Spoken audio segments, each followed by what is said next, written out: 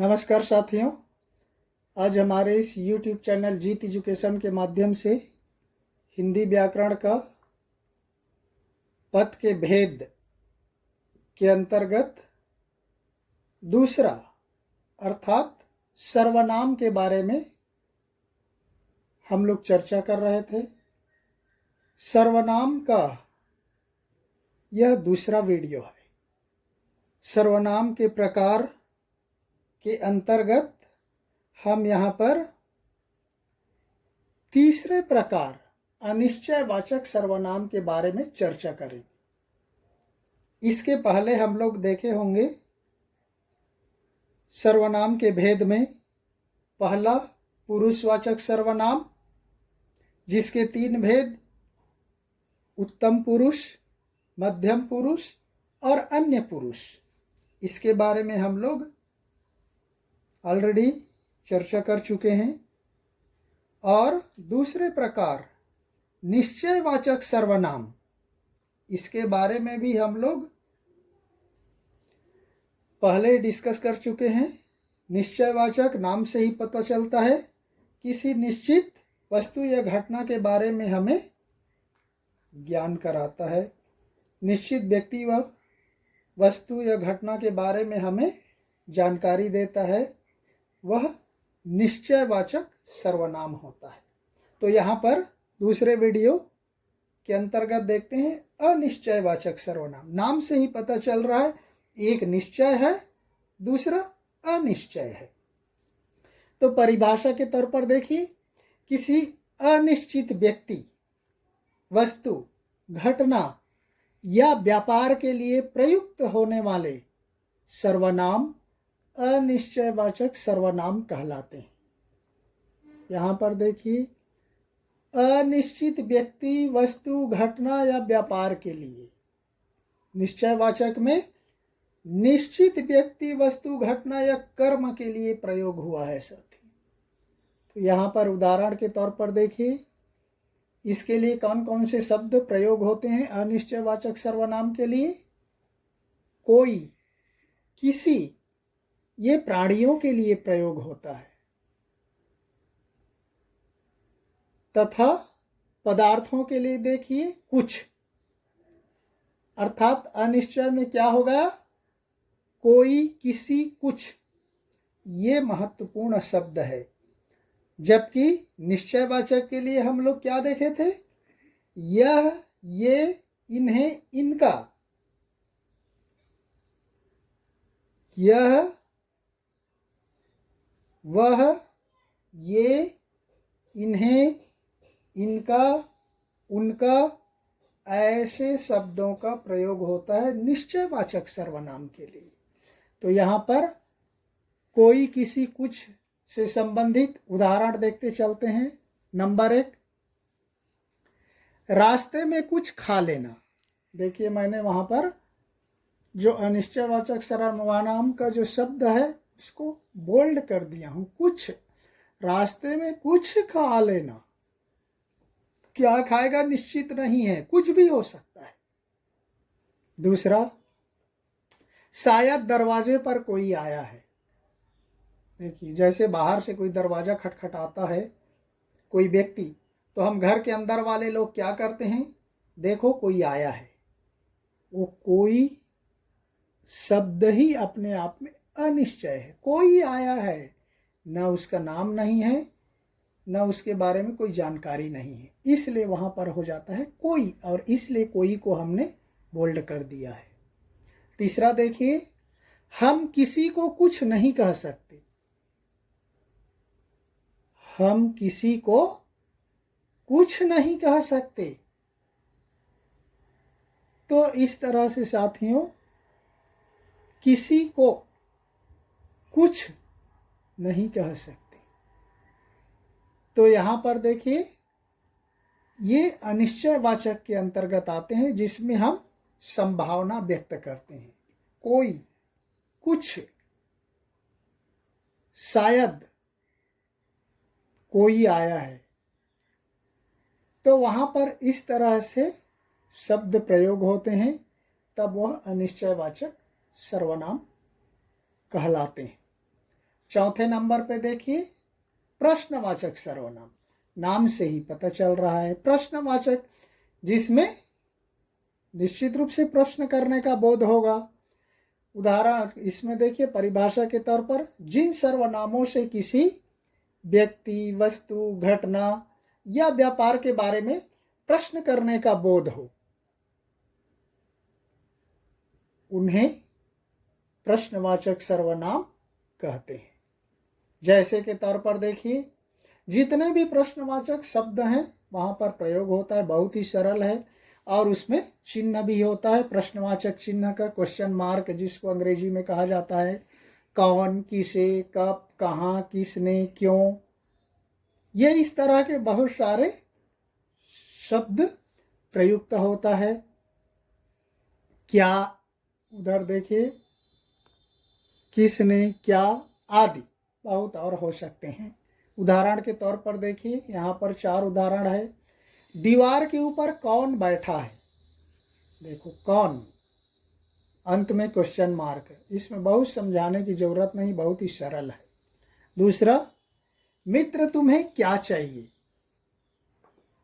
मित्र तुम्हें क्या चाहिए, क्या बोल्ड हो गया है, देखिए कौन के ऊपर बोल्ड है। तीसरा, तुम विद्यालय कब जाओगे, तुम विद्यालय कब जाओगे, कब क्वेश्चन मार्क। चौथा, पुस्तक किससे लूं, पुस्तक किससे लूं, तो यहाँ पर किससे आ गया, किससे, किसने, इस तरह से यहाँ पर वह प्रश्न करने का शब्द प्रयुक्त होता है और लास्ट में क्वेश्चन मार्क प्रश्नवाचक चिन्ह का प्रयोग होता है। यही इसकी सबसे बड़ी पहचान है, बहुत ही सरल है। नेक्स्ट देखते हैं साथियों 5वें नंबर में संबंधवाचक सर्वनाम। संबंधवाचक देखिए नाम से ही पता चल रहा है किसी से वह संबंध प्रकट करेगा।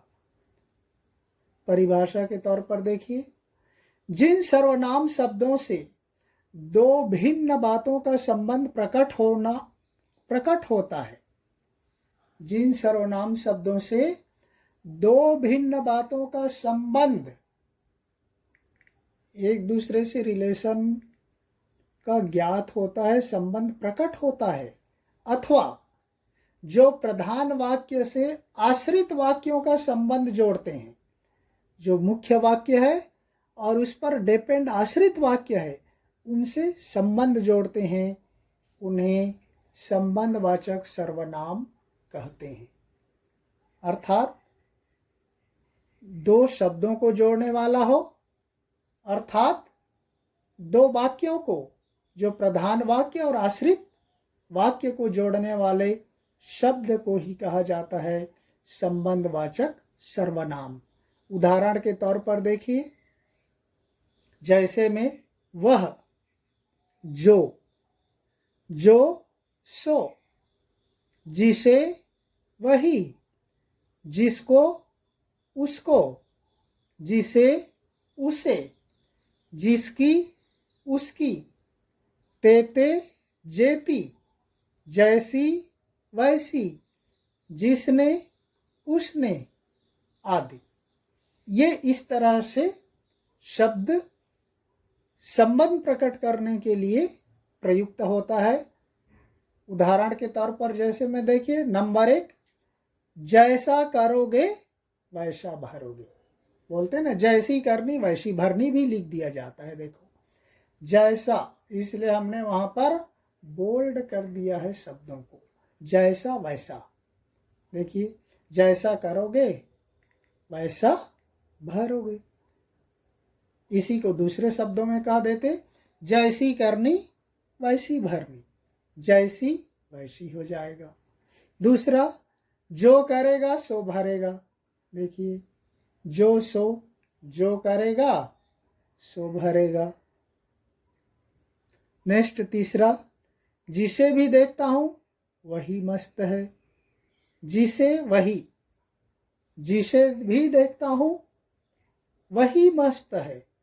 तो यहाँ पर देखिए जिसे वही। तो इस तरह से यहाँ पर एक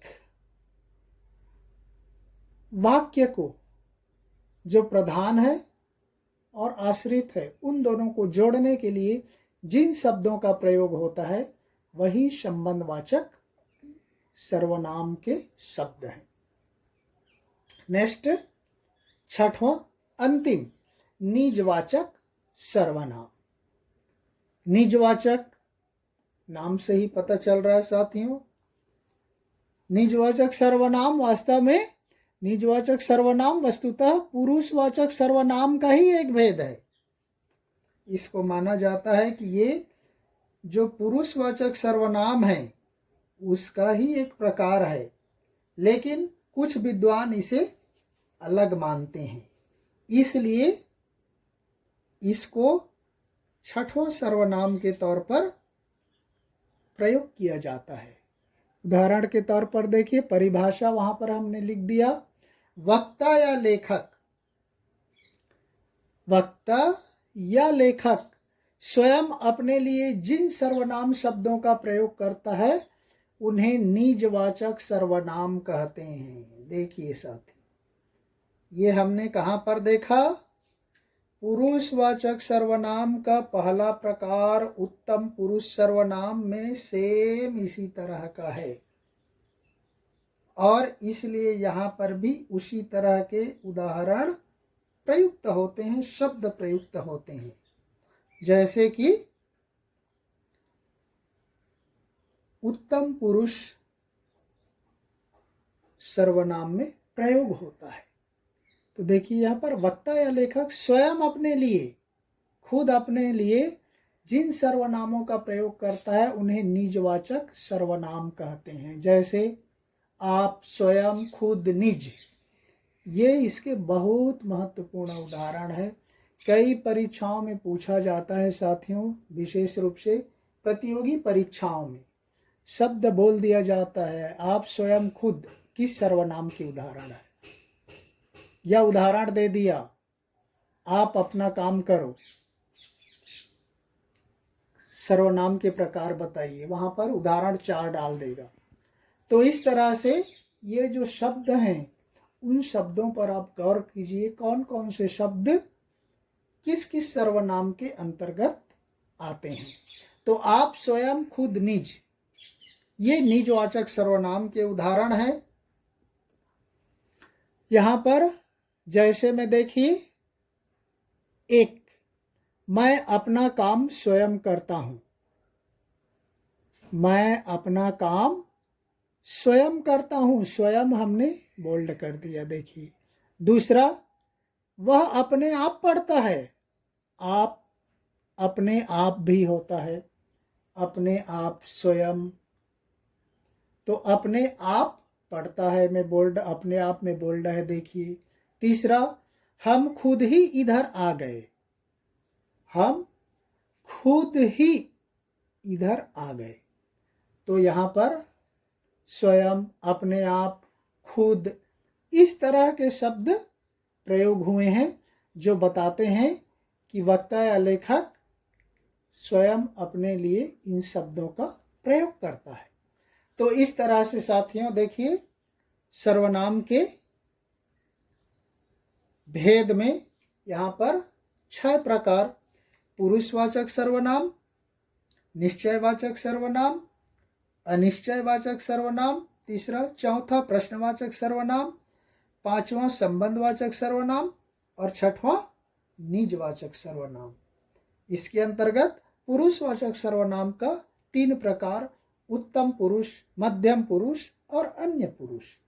इन सब के बारे में आप इस तरह से छोटे छोटे शब्दों को ध्यान रख लिए तो आसानी से सर्वनाम समझ में आ जाएगा, और हिंदी व्याकरण से संबंधित, सर्वनाम से संबंधित कोई भी प्रश्न आसानी से हल किया जा सकता है। तो इस तरह से साथियों हम यहीं पर सर्वनाम समाप्त करते हैं। धन्यवाद। जय हिंद।